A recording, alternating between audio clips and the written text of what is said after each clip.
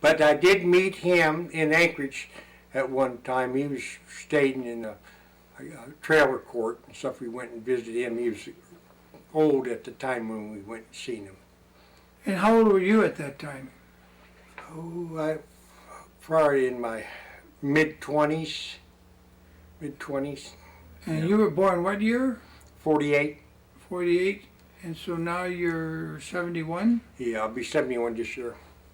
In what, July? October. October. So you're 71 this coming October of 2019. I get it. So you got married down there, you came up here, and how did you settle? Did you buy this lot property or build a house then, or what? What happened? The house that was on the property was a territorial school, a log structure.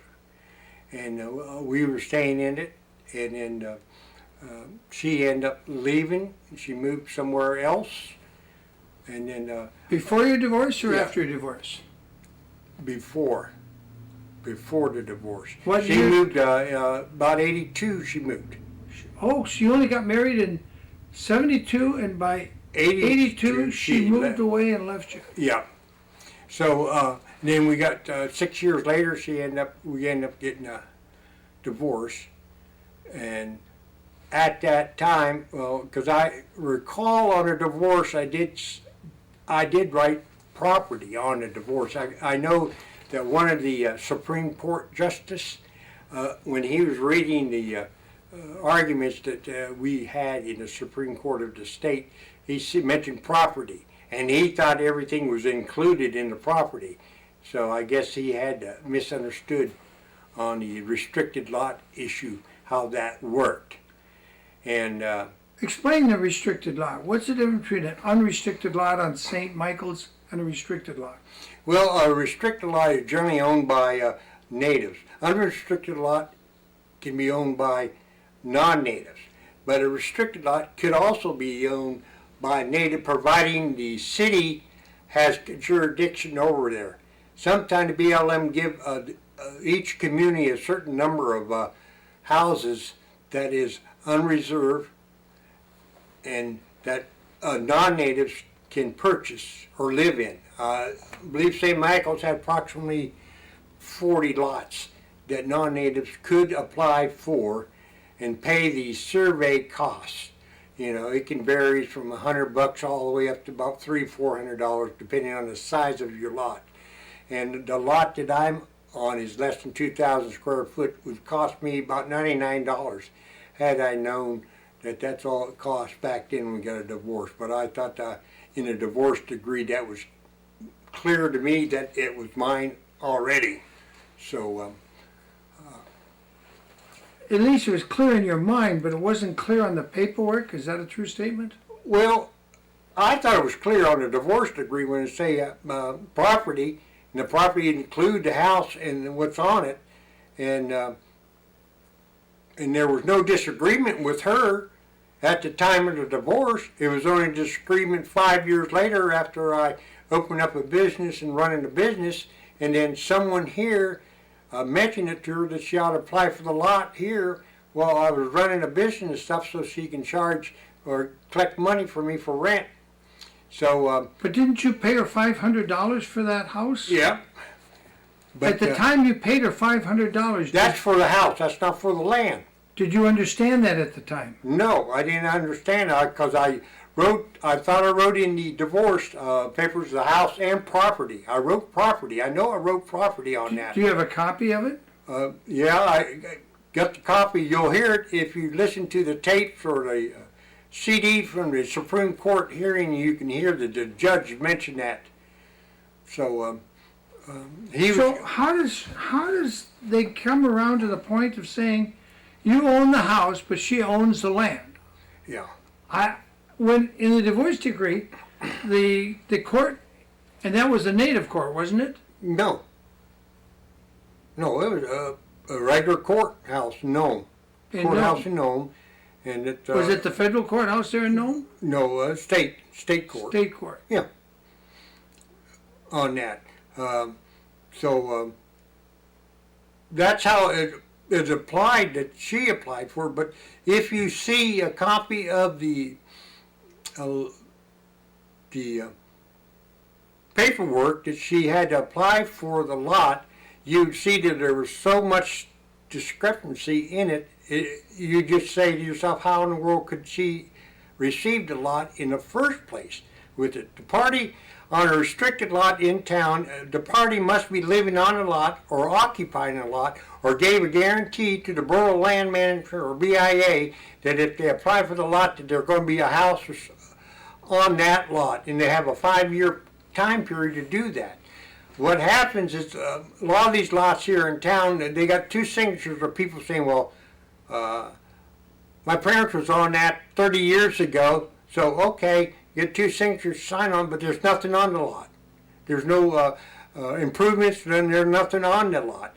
But the town site trustee, which is located in Anchorage, they're responsible for checking the application out, making sure that everything is correct, make sure there's 2 witnesses on there, concurring that there is somebody on the lot, occupying the lot, and there's a building and stuff.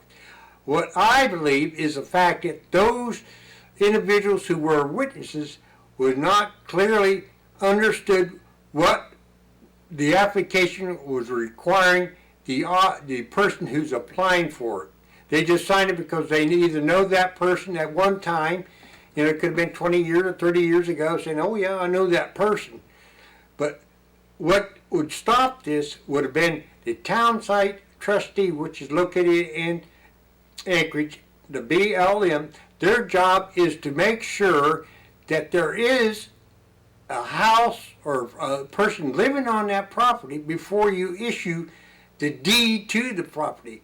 What happens is if you apply for the lot, you would get the deed before they are actually checked to see if somebody actually living on it.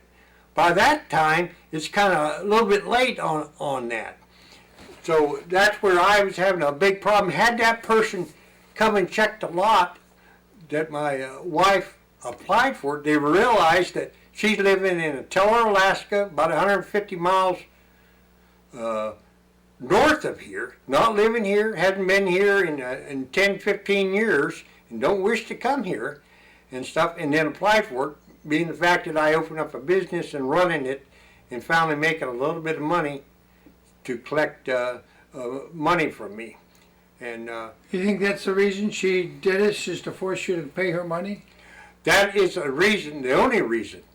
That's the only reason, because she didn't have no desire of staying here, you know. So that's why she's living in Anchorage right now, because she don't have no desire coming out here and living. She just, it's not what she wanted to. So, the signatures, there's 2 witnesses that signed my deed, and one of them was, she got it in Nome at a local tavern in there, and went in there and got it, and the guy was intoxicated. He signed it, but didn't know what he was signing. But he is here in town, and I hope we'll be able to get a testimony from him on that, because he drafted up a letter, and we sent it to the BLM and BIA personnel. And I thought when we did that they would have done something, but quite Well, honestly, what's that man's name? Gabriel Mayumik. He's an elderly guy, should be running close to 80 by now, but he's still here in town and stuff, so you'll be able to get Would he remember signing it if he was drunk? no. Well, all he remembered, he signed it, didn't date it or anything, but he didn't know what it was about. That she just bought a lot or something like that. But Gabriel knew I was running a business and stuff. You know, if he was sober, he would never sign it. That's what he said in his letter. So, you know. So Do you have a copy of that letter? yeah, I got a copy of that letter. Good. So, how did your wife go from Teller, Alaska, to Anchorage? When did that happen, if you know? Let's see, it may have been about 5, 6 years ago when she went to Anchorage to live at a elderly place, you know. Right, is that to get away from her second husband that she divorced? Well, could be. I don't know too much about her second husband, other than that she got remarried and that Well, now, he was an alcoholic. you had a son and a daughter, son Richard, who I interviewed, and you have a daughter, Marcella, who I did not interview. Who got custody of the kids while you guys split up? Well, initially, from the divorce paper, it seemed to be that she didn't have it because she was having alcohol problems when we got divorced. She was living in Nome at that time, and I was living here at St. Michael's. So the divorce papers went to the mail and stuff, and we already had that done in court, and she had a testimony in court. It's on record, and stuff. So how old was your son Richard? At that time, well, in 88, about 13 years old. And had he been living with his mother before the divorce since you guys split up in 81? Yeah, he was living with her. And he was born when? In 76. 76. So he was he was a little guy. He was only Yeah. 5 years old. How old Yeah. was Marcella when you guys split and you didn't see her anymore? Well, at about 75, and she's only about 6 herself, because Rosalind left in 82. She left, and we didn't get divorced in 88, but in 82 she was out of St. Michael's.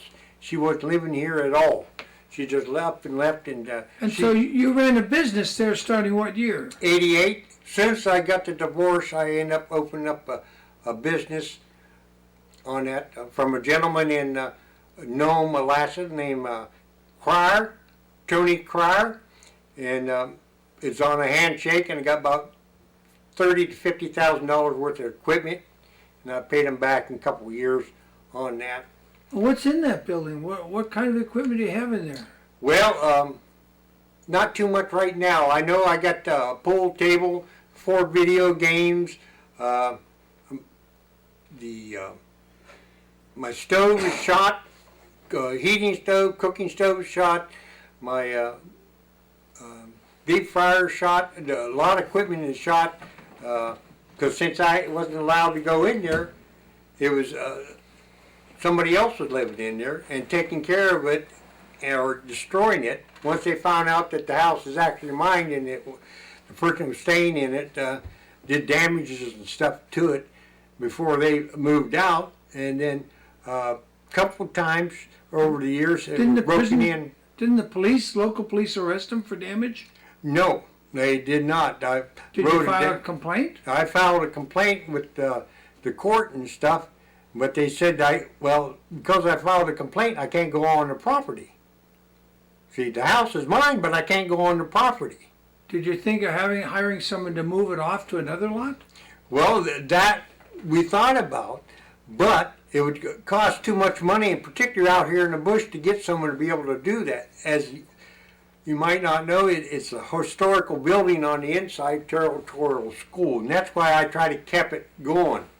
I patchworked the whole building. I got something from here, something from there to make it work, for the kids and stuff to have some place to go over the years. When's the last year you were actually in that building operating it? Operating it? Myself, probably about November of 2010. So for 9 years it's been just sitting there rotting? Yeah, rotting, the maintenance. I try to sneak on it to patch up the windows and things like that. I can't even take care of the yard. I'm afraid to even pick up trash around it, because of being thrown in jail or somebody calling the troopers and them on the lot. So you were no place to live once they threw you out of there in November. Yeah, I was living in a trailer that I purchased from the AC manager years back, and I was staying in that for a while until they cut the heating, the electric coil to keep my my little camper warm. They cut it, and that's when I had a friend of mine to help me try to fix it, and that's when I ended up stepping on the property about less than 2 feet and got arrested, put in jail because I was on the property. And that's why I was kind of leery about cleaning up around the property or taking care of it when nobody's here at all. She don't want to be here. So, She hasn't seen it in what, 20 years? well, she hasn't seen it since I brought her here in July 4th of 2010. I paid for a trip to come down from Nome to enjoy the 4th of July. We had about 300, 400 people outside, barbecuing, having a good time. A band was singing and stuff. So I paid her way down, paid her way back. So, and she didn't mention anything about anything on the house or whatever, So Why not?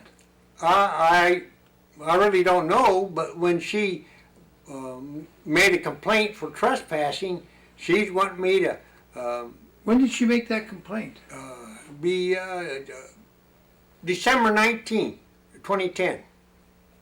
So just a month later. Yeah, a month later after I, Paid her way down and paid her way back. well, in July, or latter part of In June. July, Yeah, so- latter part of June, I So paid her then in way down. November, or December, she makes this complaint. Yeah, because I wasn't getting along too good with the occupants that was doing it.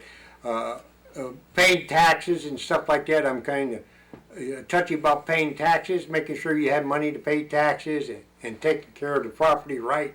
So who pays the taxes now? Nobody. There is no property tax here in town at all.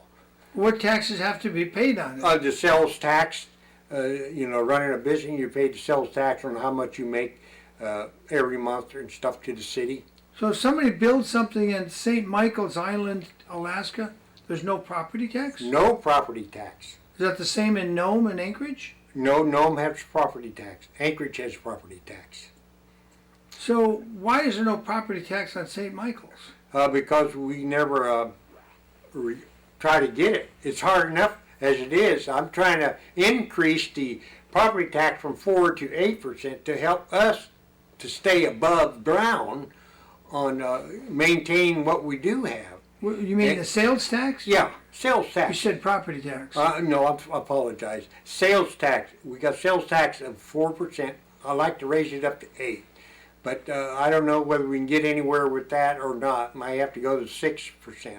But 4%, we're just barely getting by paying the city employees and stuff like that, and trying to get buildings and stuff maintained. We do get assistance from other organizations that do help us out. So who told you had to get out of the house in November? Or was it November you couldn't Yeah. go on the property anymore? Yeah. One of the village police officers come with a form saying so-and-so that I have to be off the property and stuff. And so I left the property. I went to the trailer. The trailer is about 12 feet away from the property. And so I couldn't get any closer than 12 feet to the property at that time. But as later on, as I found from my attorney that I didn't have to move out of the place because I owned the place and running a business. Which attorney was that? That attorney was Samuel Fortier. He's in Anchorage, a Right. well-known attorney that knew that. But by the time I found out from him, I gave him away a lot of stuff because I couldn't move it or sell it, so I had to end up giving it away. Because you have to be off the property. You got to get off the property. What am I going to do with this? What am I going to do with that? And, Now you're probably wondering, who's this guy? This is the mayor. This is Mayor Bill Hawkins of an island called St. Michael's, isolated island, hundreds of miles from any real civilized city.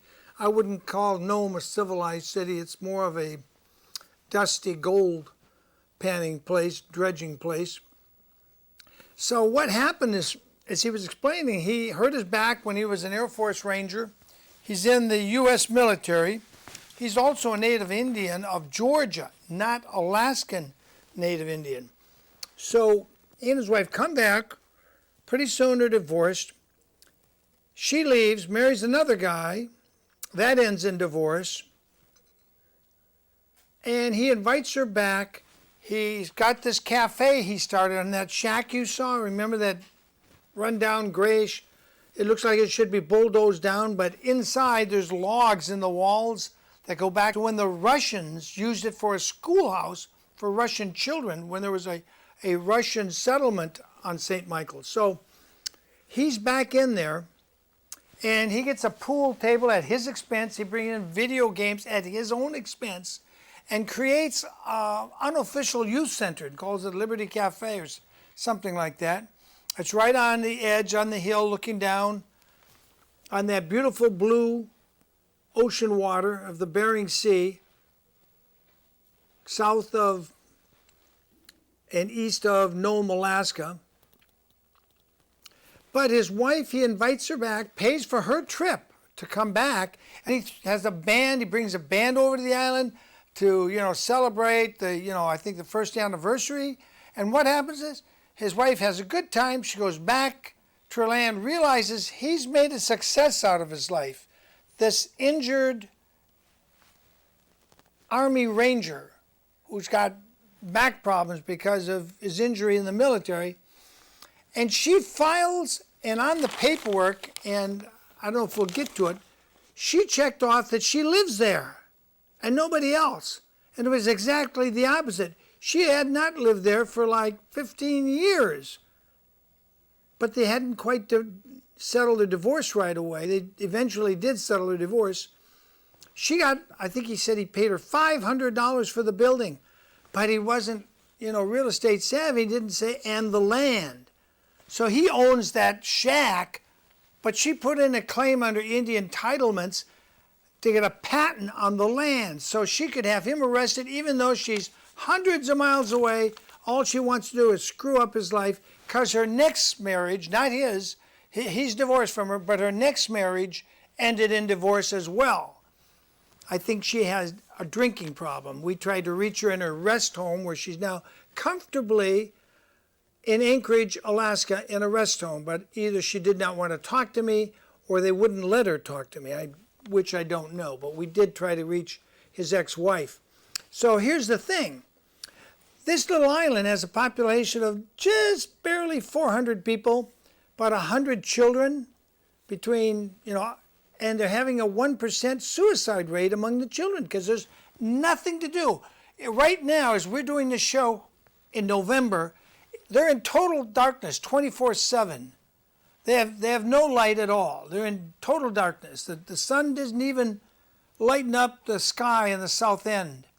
They're in complete darkness 24/7, day after day after day. So the school stays open till I think 7 or 7:30, and then they close the school. So the kids would go to the cafe, shoot pool, play some video games, have a hamburger and fries, and they had some kind of social life someplace to go. So now what's happened, since his wife put in this false claim, she didn't live there, she hadn't occupied it, she didn't build anything on it, and she hadn't been there in decades, except for that one time he had paid her trip over and back.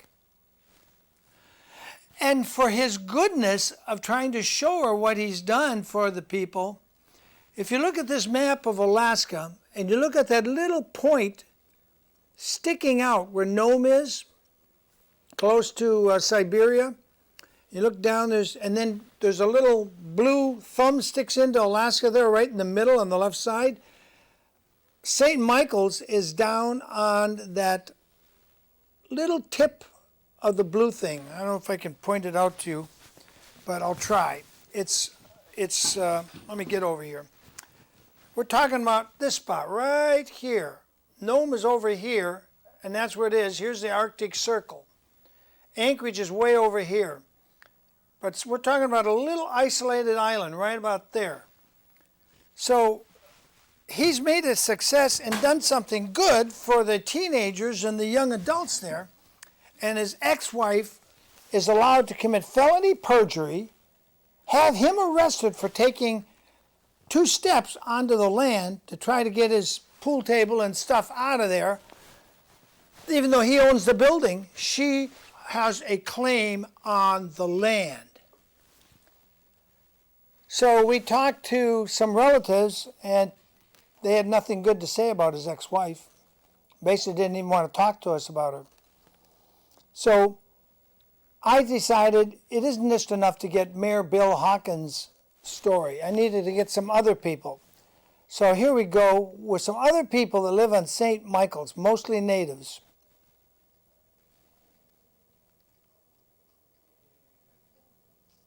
Here we go.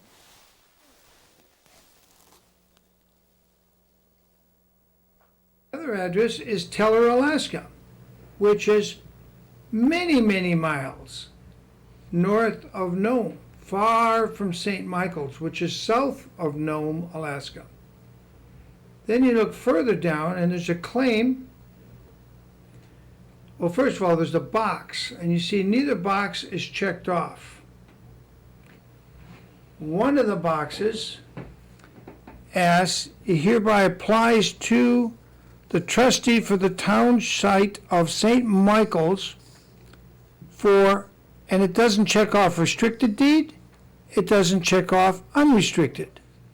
Looking down, it says Lot 18, block number 10, tract A, 5574, and is, are there improvements on this tract?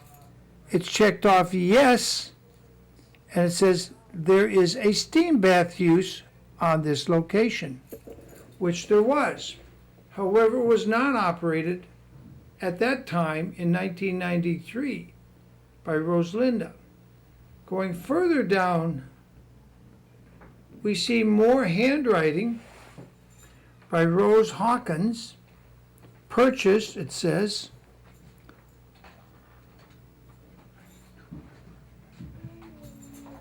etc. How many years does this history cover? It says 1970-93. But she had already left the area of St. Michael's long before 93. Probably in the early 80s. Now the signature page of this document on the application continues the fraud. It's dated here, December 1993, signed by Rosalinda. However, Martina Little does not sign or date. So who put her name on the first page? Her signature does not appear. Then we have a signature from two disinterested witnesses, one named Gabriel, one named Veronica K. Stevenson. But then there's no certification on this application. It's not certified by any notary, nor certified by any official of the Bureau of Indian Affairs. Nevertheless, interestingly enough, reading the top, it reads, I hereby certify that there is no one living on or claiming an interest in this tract other than myself, and that the statements made above are true and correct to the best of my knowledge and belief, and are made in good faith. However, that could not possibly have been true because Martina, whose address appears on page 1, never signed, and apparently never knew her name had been added. So it appears there's fraud ab initio here. Plus the fact she knew perfectly well her ex-husband, and they've been divorced since '88, was on the property and making improvements. Now, this is a letter from the United States Department of Interior, and as you can see, it's got the letterhead of the United States Department of Interior, Bureau of Land Management, Anchorage, Alaska. You can see the numbers on the right, and it's addressed to none other than Virginia Washington, City Administrator of St. Michael's. And in this letter, it asks the question, Dear Miss Washington, enclosed are the townsite survey plots for St. Michael. I have indicated the lands to be patented to me, lands that will not be patented to me, and lands patented yet remain undeeded. Individuals in the city. So you can see the documents there. I was up there in St. Michael's, June of 2019. And it was, I got to say, once I got off Alaska Airlines, it was a miserable trip from then on. I stayed at the Golden Nugget, and it was anything but golden. It was very expensive, and I've stayed at Motel 6s that were far better. But not to knock Nome's lodging, it just, I didn't make, I had trusted Birdman to make arrangements in advance, and he didn't. He was waiting for me to actually physically get there, and we got the worst lodgings possible. That aside, this Virginia that signed the document, she's still alive when I was up there in June. She's an elderly woman. I sent word I'd like to interview her. She didn't ever show up. Tried to catch her when she went to church that day, but she took off, went back to her house. Her own son committed suicide. And she's the gal that helped Mayor Hawkins' ex-wife commit this felony on the paperwork to claim ownership, claim she had lived there, she did something to improve it, and she was going to improve it, and she didn't. She was living, as you saw, in Tellier, Alaska, far, far north of that bay I was pointing at, way up there. And she never came back to live there after the divorce. She married another man. Then when that divorce went on the rocks, she came back to make this husband, Bill Hawkins, ex-husband, his life is miserable. But in the process, she wrecked the only social place to go for the young people. And the Bureau of Indian Affairs, when I called them and tried to explain, they just like, yeah, so what? We're not interested. And I said, wait a minute, don't you get paid to check on these tribes? Yeah. When's the last time you came? Oh, I've never been there. Really? Did you come last year? No. Did you come the year before? No. Did you come in 2016? No. Did you come this year? Are you coming? No. And they get paid a fabulous salary to be the trustee, and they don't care. Something's wrong with this. Somebody needs to reach out and tap Mr. Wonderful Donald Trump, who's going to make America great again and make Alaska great again, at least for this Indian tribe. I would guess that out of the 400 people living there, maybe 399 since one committed suicide recently, or attempted suicide. I would guess probably out of 98% of them are Native Alaskan Inuits or that other branch of the Native American Indians. They don't like to be called natives. They like to go by their tribal names. And I may not pronounce it right, but it's sad that with all the money, yeah, they give the Indians a check, and yeah, the natives have what they call survival fishing. And when I was up there, and I have pictures of them pulling the salmon out and then chopping the head up, getting them packaged and ready to survive the winter. But there's nothing for the young people to do. There's no jobs possibilities on this island. The few I did talk to that have been in the military and been in the lower 48, they had some skills they developed in the military. Anyway, I'm going to go back and show you some more of these documents because Mayor Hawkins has all the documents, and the native consul on the island can't seem to get it in their head. It's real simple. You simply acknowledge the fraud on the application. Fraud undoes everything back to the beginning of the fraud. Take that patent away from his ex-wife and give the patent to Mayor Bill Hawkins. It's that simple. And if the BIA cares at all, they will rubber stamp what the local St. Michael's, Alaska Native American City Council says. And one of them is a Canadian there. He runs the Canadian grocery store where you can buy things at inflated prices. Anyway, back to the documents. It speaks for itself. I'm just documenting it.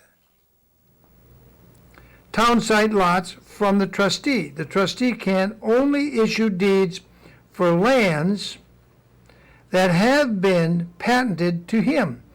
The undeeded lots have names written in who may have a valid claim and they are, and it lists Lot 1, 15 and 16 to the city, Lot 3 to Susan Hera, Lot 7 to Andrew Lockwood, and then comes Lot 18, Martina Little and Rose Hawkins.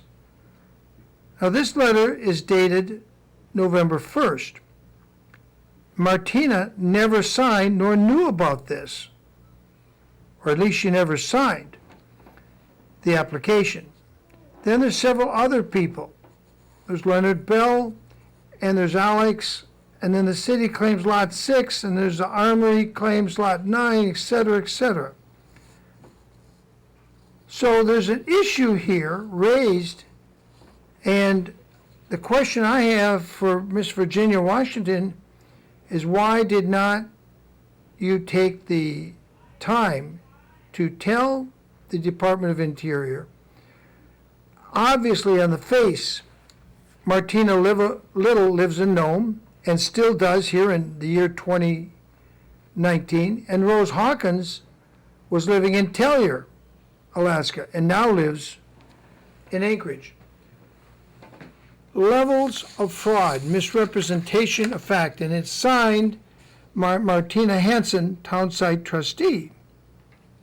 In this letter, a public notice is enclosed announcing it will be in St. Michael's. Please post it in public view. I look forward to meeting you and visiting in St. Michael's. If you have any questions, please let me free contact, and it gives a phone number. So then we come to the question, why did no one speak up and say, wait a minute, her husband, the divorced Mr. Hawkins, is making beneficial use and has been for more than 7 years. And this is well known in the small community of about 380 some people, and is still known to this day. In fact, on February 1 of 2011, approximately 40 to 50 people signed this letter, which reads, as most of you know, Bill Hawkins, the owner of Liberty Cafe, is being unjustly persecuted by his daughter, Marcella Hawkins. Bill has been a citizen and a tax-paying businessman in St. Michael's for well over 20 years and has worked to make life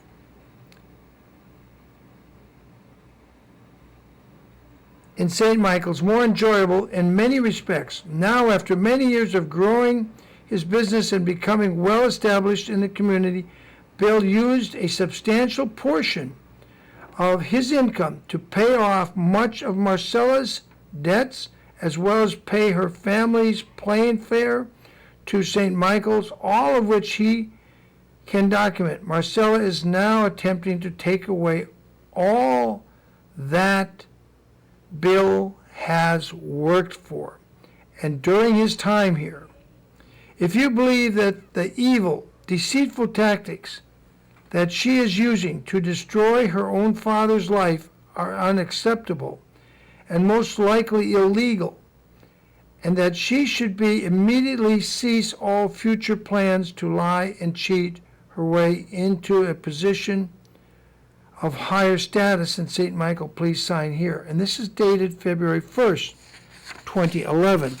Now that's not all. There is other documents from a Mr. Chipley. There's letters from an attorney, Sam Fortier, who writes to Herald explaining what's happening. So there's been legal input, and he apparently won at the state court level, the Supreme Court of Alaska. Robert, William Wagener here, and I'm listening. Tell me what you want. Yeah, tell me what I should know. Yeah, I know pretty much everything that went on and that stuff. I used to be part ownership of the cafe, but I left St. Michael's, and my uncle brought in his daughter into the business.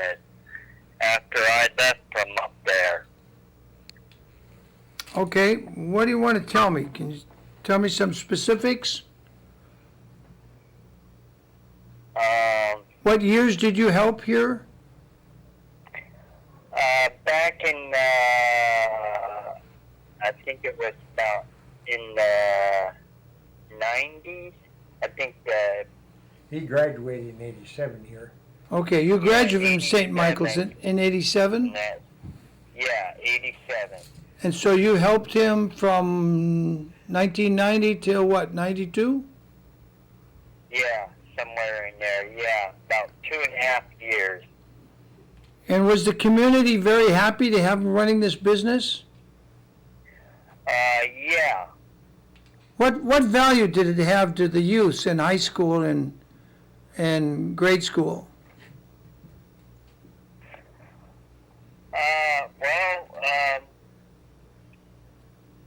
It brought a lot of the young kids and that stuff to the cafe. And what could they do there? Was there a pool table there? Yeah, there was pool table, jukebox, video games, dartboard. We had French fries, deep fryer. We had a burger cooker. We cooked burgers. We had nacho. We had ice cream maker, jukebox. We rented out VCR movies. So it was like a youth center, an after-school youth center for the kids. Yeah, it got the kids off of the street. It kept them out of trouble. Okay, well, I appreciate your input. Thank you very much, Robert. Yeah. Do I have your permission to publish this on television and YouTube? Yeah, you do. All right, thank you. I gotta change the subject here. 5 seconds of dark tape. Okay. Rosalinda did what? We have more people.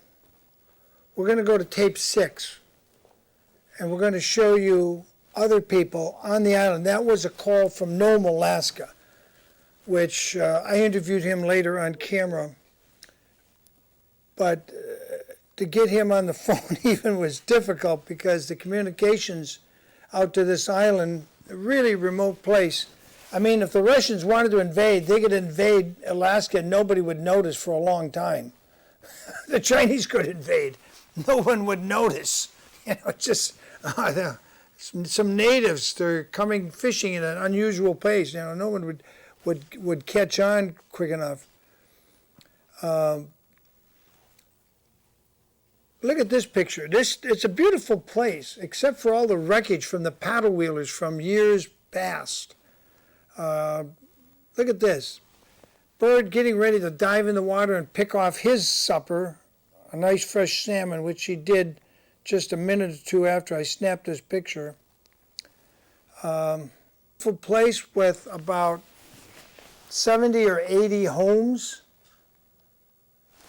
all up on stilts. And the better homes had them on concrete pillars with jacks so they could keep the house balanced because of the permafrost up there. You can't really, the only building I saw on a permanent foundation, a real foundation, was the federal building in Nome, where I think they dug down like 70 feet to get to bedrock, and then they built up from that. Almost every other place in Nome and all through that area, they can't build a foundation because the permafrost makes one side or the other side sink or rise with the thawing and the coming and the going of everything. It was really, I don't know if we're going to be able to get this picture to you, but are we ready to roll tape 6? Yes, we are. Here's some other people, and we'll have some more information. But just think of the whole community's affected because one woman was allowed. And yeah, she was an Inuit or whatever, and I guess her father or her grandfather was a famous flyer up and down through Alaska. But she's bitter in her divorce in her old age, and she comes back and tries to destroy this man doing a good thing for the community. And it left him literally homeless for years, had no place to go. And then they made him mayor because he was so positive for St. Michael's, Alaska. Here we go. Some other people had something to say. Full name? Mallory Tom. Chom, and you just Tom. spell Tom. Spell the last name? Tom.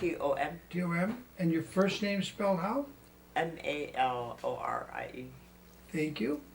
And were you born in St. Michael's or someplace near? No, I was originally born here in St. Michael, You were born in St. Michael's. What year was that? 1959. And what do you know about Liberty Cafe? Pretty cafe was it was pretty awesome when it first opened. They had a lot of activities down there. The kids would go down there to go play games and then to go eat and spend some time down there after the gym. That's where most of the people be sober. They were sober there. Yeah. Did he insist on them being sober? Yes. And so Good- was that, It's, it was a good place for them to hang out. To keep the kids occupied in the games and food and out of trouble? yes, and out of trouble. So was it open in December? Um, All year long was it open? Yes, it was open here all year long, all summer. Do you remember the first year it opened? What year was that? Do you remember? I can't remember what year was that, but that was a long time ago. In the 80s or the 70s? I'm thinking the 80s. In the 80s. And who originally opened it? Who were the people? Just Mr. Hawkins alone, or was his wife and Mr. Hawkins? Just Mr. Hawkins himself. Just him. Yeah. And his wife never helped him run it. No, his wife never helped him. She left long time ago, and then About- he started that. After she left in 82? Yeah, but he didn't start right away. He waited for a while, for I don't know how many years, and finally opened again. I mean, he finally opened up for business. And when he opened, was it open like all day, open to everybody, adults and children? Yes, it will be open like from noon all the way till midnight. People go hang out and go drink coffee over there, or go have some light lunch or something. Did the kids all like it? Yes, they did. Did some kids give them some trouble sometimes? No, not that I know of. I haven't seen anything giving him trouble or anything. Were you a kid back then when it opened? Uh, Were you a teenager maybe, or just out of high school? Or? I think I was a teenager when he opened. But no, I wasn't a teenager. I was, In your early 20s. I'd say maybe 20, 26, 25. Did you go there and play pool? Yeah. Yeah, I did. Did you have any children that went there before it closed? No. No, because it closed around November, December of 2010. Yes. There was some kind of court order that closed Yeah. it. Did that seem fair and right to you? No. I really don't know what was going on with that, with him and the court system. I didn't know what was going on, and I didn't know why did it close. When it closed, was his daughter, had she just been here helping him run it? And then Marcella Hawkins, did she leave before it closed or as it closed? Or was she, Before it closed. she left? Yeah. She had. I know she had really messed it up inside before she left. What did she do to mess it up? She broke everything. She tore everything down in that inside. She do that intentionally? Yes, She was trying to destroy it? I guess so, but she destroyed the whole thing inside. Why didn't the local police arrest her? I don't know. I wasn't around then when it was happening. I was here, but I didn't know what was going on.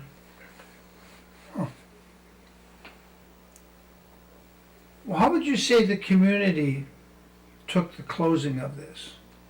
There were most people were disappointed about closing down because that's where all the kids go hang out, and after it closed down, kids had nowhere to go but gym. So And the gym closes about 10 or... yes. So that's Miss Toms. She's a native at St. Michael's, Alaska. Here's a shot of the wreckage. Something I was just astounded. They had paddle wheelers before the railroad came up there. And what you see all over the beaches is these rusting chunks of metal from about 100 paddle wheelers. They're all over the island beach there. And the kids are out there swimming in all this. It really, it shocked me. So I talked to as many natives as I could get, and a relative of Virginia's came over and asked me what I was doing. I was up at the high point on the road from the airport down to the edge of the city, and I was just doing a pan. This guy comes up, big, heavy-set guy, on his four-wheeler and drives up. "What are you doing?" I explained to him who I am and what I'm doing. Well, they don't see many white people other than the pilots that fly people in and the nurses that take emergency suicide attempts out. You know, they don't see a lot of people from the lower 48. So I wasn't shocked that he was asking me what I'm doing, you know, and he was one of the leaders of the community. And we got his answer, got on his four-wheeler, boom, took off again. Wasn't friendly or unfriendly. He was just very curious of what, you know, somebody with very white skin and don't look like I'm an Inuit, what am I doing up there, you know? That's what I was doing. Anyway, I'm trying to send you another interview we have. Are we there yet, Stephen? I'm going through a lot of pages that have some of the wreckage showing in it. Yeah, why don't you show that? They have a book up there of the wreckage I was talking about. You know, Past that, there's some handwritten pages now. So it's an interesting place. The Russians had been there. We had 10,000 men there, I guess, during World War I or World War II. And then they tore down all the barracks, eliminated it all, left nothing for the natives to use. And I just, you know, I don't get it why we treat the Native Americans and then just give them a welfare check. Anyway, back to the tape. Here we As go. long as he desired, even if forever.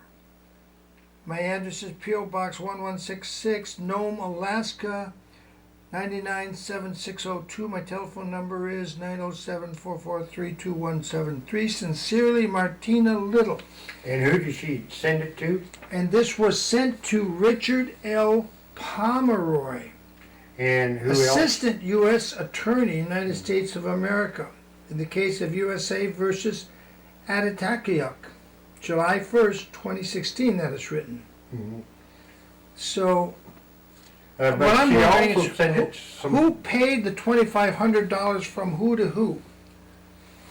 And you're telling me you helped her pay it, Yeah.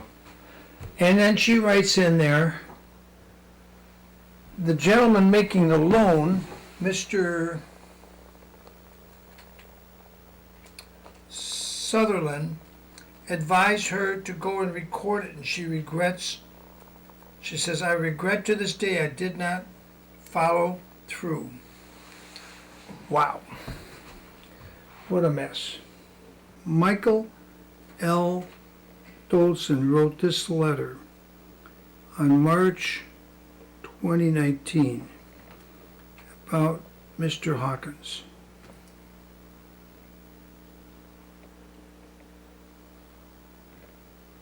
So it made a difference, didn't it? It made a large difference for the kids. They had something to do.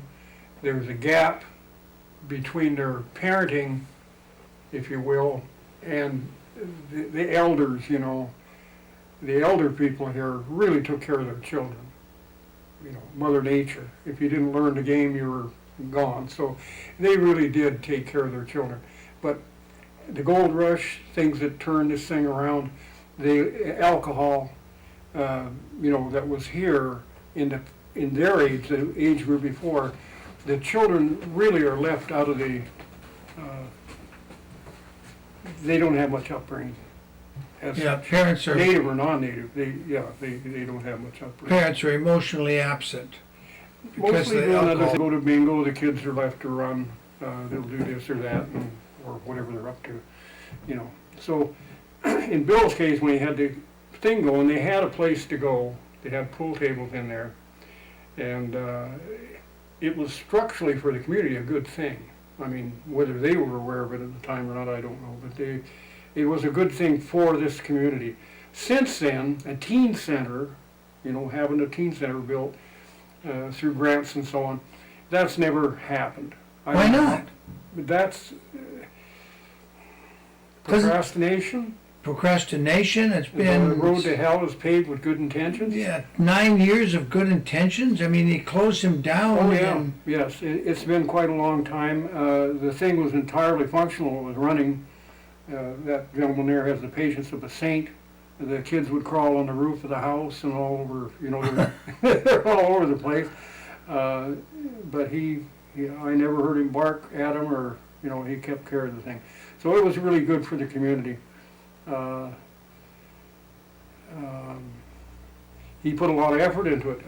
The building had to be rebuilt, you know, to right? be a cafe, and it hadn't been a cafe. I think it was an old school or something at one time. Yeah, it was an old provincial school Yeah. dated way back. Yeah. So, is that free patented or fee patented land? That I don't know what that was originally. I how they think had it was a town restricted lot under some BIA, Oh, I see. BLM treated thing.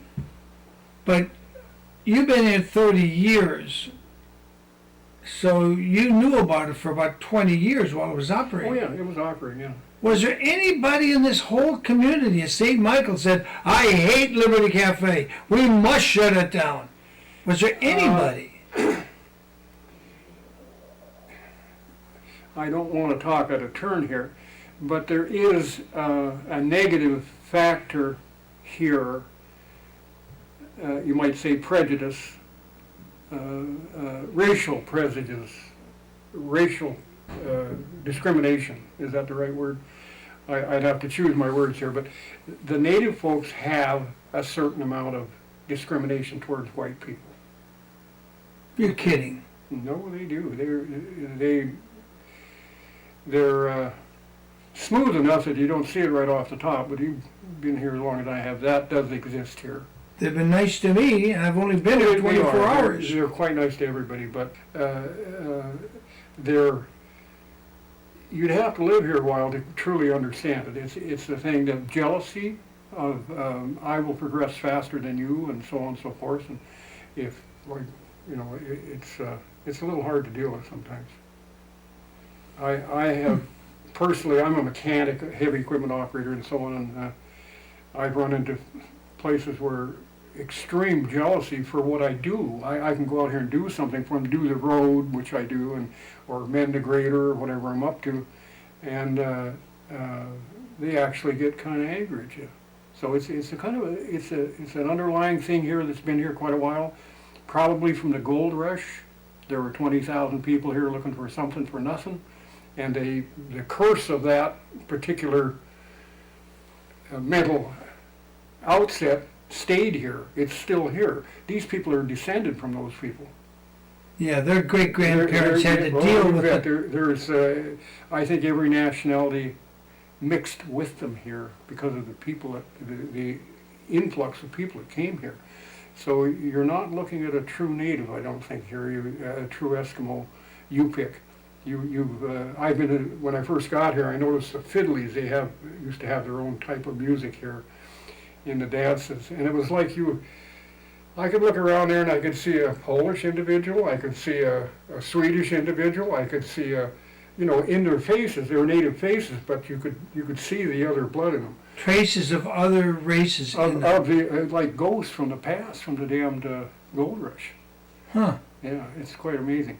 So there's everything from soup to nuts here in personalities and the thing that goes with it. So that. But there alone- wasn't anybody who specifically said, we hate Liberty Cafe. It's a terrible idea. We must get rid of it. I've never heard that. They have a generalization of things like that. We had an incident with Bill here. He helped a gentleman out financially. The guy was in jail, paid his bail, got him out. Rather than, well, here, let me put this. What was the guy in jail for? I have no idea. I don't know what the circumstances Okay, were, but he but bailed him Bill out. paid his bail to help him out. Just an example. Bill paid him off, got him out of jail. Got By him Bill, home. we mean Mr. Hawkins, the current Mr. mayor. Hawkins. Paid him off, got him here, got him out. Then he came, he's the mayor now, so there should be some respect to him. He accused Bill of dumping his human secretion on his lawn. He lives right next door to him, okay? And made a monstrous issue out of it. Now this guy owed Mr. Hawkins for, a gratuitous thing he'd His done for him. bail, yeah. Yeah, and that was the treatment there. The same guy that Bill had bailed out. Bill had bailed him out, and then he turned on him right away and did that. So I just want to paint a little picture of how some of the temperament here is here. Wow. People steal fuel. People will, in the winter, steal diesel fuel for heat or whatever, or wood or whatever, to survive. These guys will put water back in the tank after they steal the fuel. Now, I'm telling you, I've seen some goofy crap in my day, but it's twisted. Has any of this happened in the last 2 years or 3 years? It happens every year. Every year? Yeah, I'm waiting for that to dissipate. I waited. I try to do the best thing we can for working with them. I'm a benevolent sort, so and I guess we try to do the best with them, but it's not always the best in return. Got it. Gotcha. Okay. So So the answer is, did anybody ever say they hate his cafe? No, nobody ever said that.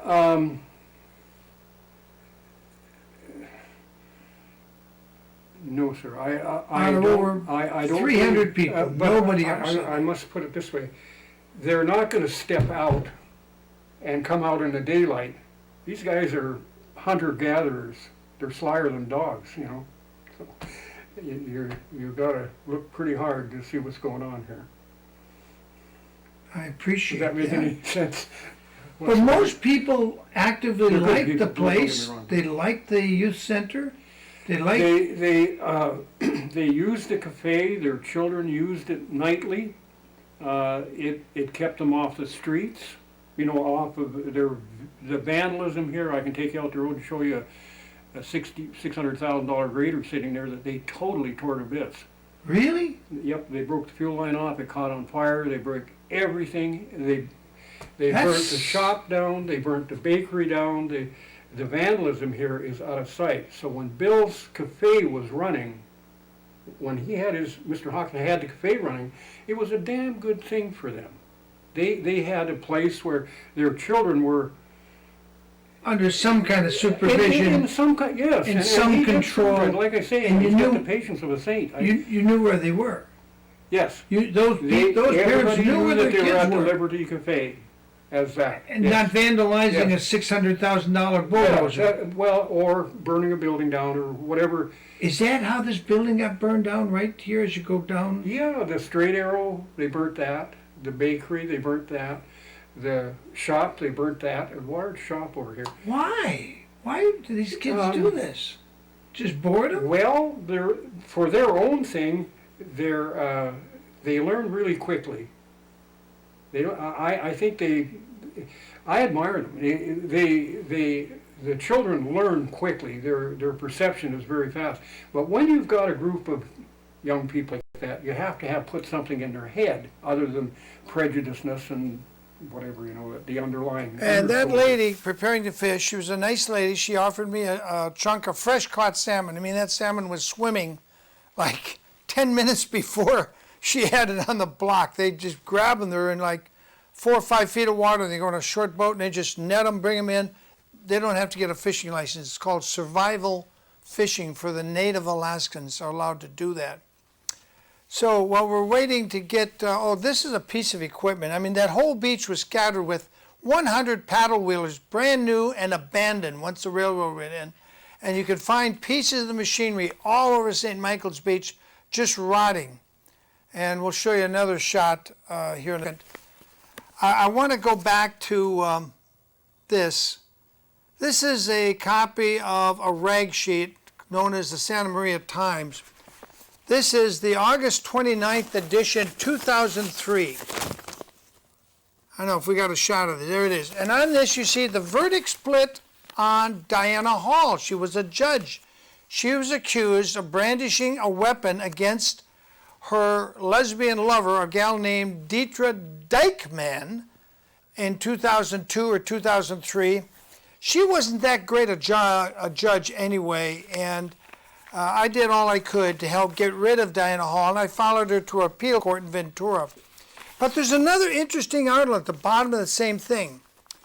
And by the way, there's only 2 judges that I would right now say that need to be reelected if they're up, and one would be Judge Staffel, who still hasn't forced that house-crushing case at Orchid Ranch to a trial. He needs to force that to a trial. The man who lost his home and his wife died, he's been homeless for 3 years while the Orchid Ranch delays, plays games, and finally now in December they're going to do some depositions. Whoopee! Well, the man's been homeless and then his wife died homeless. But Staffel needs to push it. I still think Staffel's a good judge. Then there's Judge Beebe. I'd say he's okay. Judge Regali, he's probably one of the better of our judges. The rest of them, Stern, Donna Gack, those 2 judges that are technically married to each other and don't have any children, Herman, vote them out if you get the chance, sad thing. But in the same paper from August of 2003, see, I do archive things. There's an article here you can't see from our upshot, but it's diplomacy on the lower right corner. It says, North Korea wants to go ahead with a nuclear test. U.S. disarmament proposal falls on deaf ears at meetings. Oh, whoopee! That was 16 years ago. Now Trump's making a big deal about North Korea. They're a big no, they're not. They're no threat at all. Even if they had 10 nuclear weapons, the American military could blow those things out of the sky before they got 3 minutes over the Pacific headed towards Hawaii or Alaska or any place else. Why do I bring this up? Why even bother going into this when I'm talking about these Native Americans? Because now is election time. It's November, and I want you to know you can do what Al Dass did down in Texas. He was a general contractor, and he ran for a judgeship. I think he ran for a Supreme Court seat in Texas. And the Bar Association got all upset and went to court, and the Supreme Court ruled, well, actually, he's right. Anybody under the Constitution can run for elective office. Now, the clerk will try to tell you, oh, no, you must be a member of the bar. Well, wait a minute. When a judge gets sworn in, he disconnects himself from the bar. So if he has to set aside his bar association to be a judge, then you don't have to be a member of the bar. And here's another one. Christy Stanley, a crooked little witch, the first female DA of Santa Barbara, who refused to do an interview with me. That's really why I'm angry with her. Christine Stanley, God rest her miserable, wretched body. I got a lot of dirt on her, but she's dead, so I ain't going to bring it up. But the one thing I do want to point out is she did not pay her bar card fees while she was prosecuting people as the elected DA.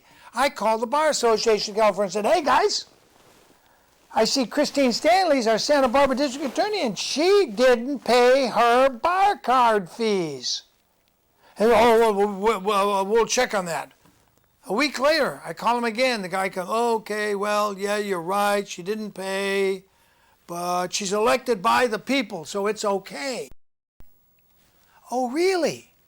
So if you're elected directly by the people, you don't have to be a member of the bar carded criminal racketeering people that are stealing people's homes left and right. And the judges go along with it, like that crooked Judge Stafford who finally resigned in Cindy Brown's case down in Orange County. Anyway, I thought you'd find that interesting. So what is going on? Here's my gut feeling. I like Trump. I like it because he pardoned Stephen Hammond, father and son, that were sent to prison by an Obama crooked, wretchedly crooked, fat-ass judge. I like him because he put pressure on the Bundy trial judge, Gloria Navarro in Las Vegas, a wicked place if ever there was. Don't go to Las Vegas. Don't spend money. Avoid Las Vegas. Avoid Nevada altogether. It's a wicked, wicked place. Crime runs it. Anyway, now's the time to think about running for judgeship. You do not need to be a member of the bar, from my understanding of the common law, for what this guy in Texas did, and the fact that our own, prior to Dudley, Christine Stanley did not pay her bar fees, and yet she was allowed to finish out her term till she died. Anyway, we have another witness from Alaska. I just wanted to get that in there. And one more little thing about this agenda. You've seen a lot about the LeBaron family being killed, and it's terrible. White women and children slaughtered on a Mexican highway going to Colonial LeBaron. What none of those told you, the LeBaron family had a split 100 years ago, and one branch of them are very polygamous. And I'm looking and I'm wondering, were these the Polig faction that got killed, or anti-Polig faction that got killed? Is there an agenda being used there? And remember, one of our Republican candidates for the Republican ticket at one point, his father was part of that Mormon group. Anyway, back to the witness, and I want you to hear this. This is right out of the woman's mouth from Alaska. 42, does that make you born in 1978? 76? I'm getting old. I'm 74. I'm slipping. I don't know how many more years I'll do this television show, but anyway, would you please give me your full name? My name is Mary Alexandria Lockwood. And would you spell your last name, Marianne? It's Mary Alexandria. Would you spell the whole name? Oh. M-A-R-Y. That's my first name. And Lockwood, L-O-C-K-W-O-O-D. Okay. There's a lot of Lockwoods in St. Mary's, aren't there? St. Michael. I'm sorry, St. Michael's. I keep Yes. saying, and Mr. Hawkins keeps correcting me. I've never been to St. Michael's before. It's my very first time. But just the fact that you've got hot showers here made a big impression on me. Because that Nugget Hotel in Nome, the water was lukewarm at best. Oh, yeah. I- Nugget Inn is very, very old. Very old. I like the rustic look in the lobby, but when I can't get a hot shower, that was saying, okay, it's time to check out. Except the others were full up, and there was no place else to go. Then our flight get canceled. Well, that's something else. I want to get your story. So you were born here, I was born in Nome, and I was actually raised here. raised here. You came here when you were, what, 3 years old or 5 years old? I came here when I was a newborn. And, Newborn? Yeah, I lived here for 25 years until I came back last October. So I've been here just for 8 months now. And you were there for 16 years. Yes. So you would have been there when the Liberty Cafe, run by the now mayor, Harold Bill Hawkins, was running it. I was here when he had the Liberty Cafe. Was it a I grew up it was a place to go hang out with a bunch of our friends, play games, listen to music.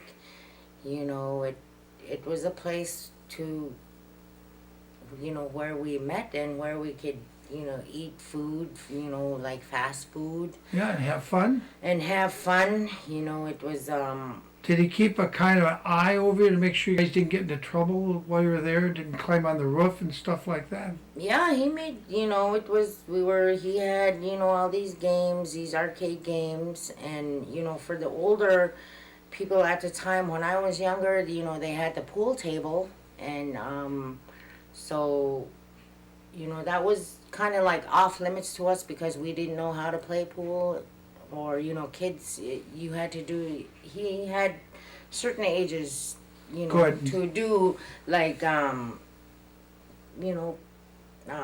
know, play pool, and but yeah, that was a place where I always went, and You always went there.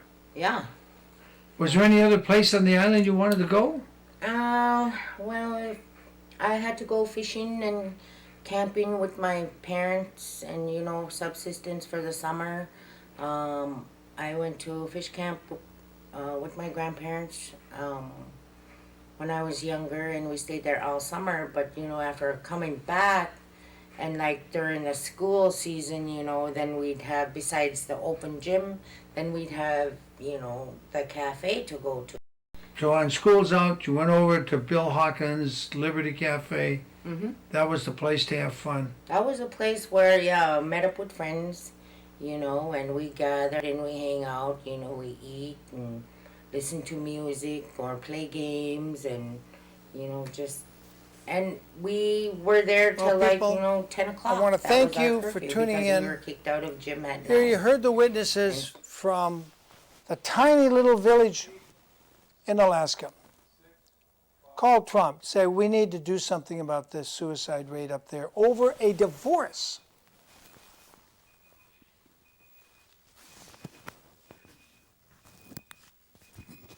Up there? Yeah. Is the master tape?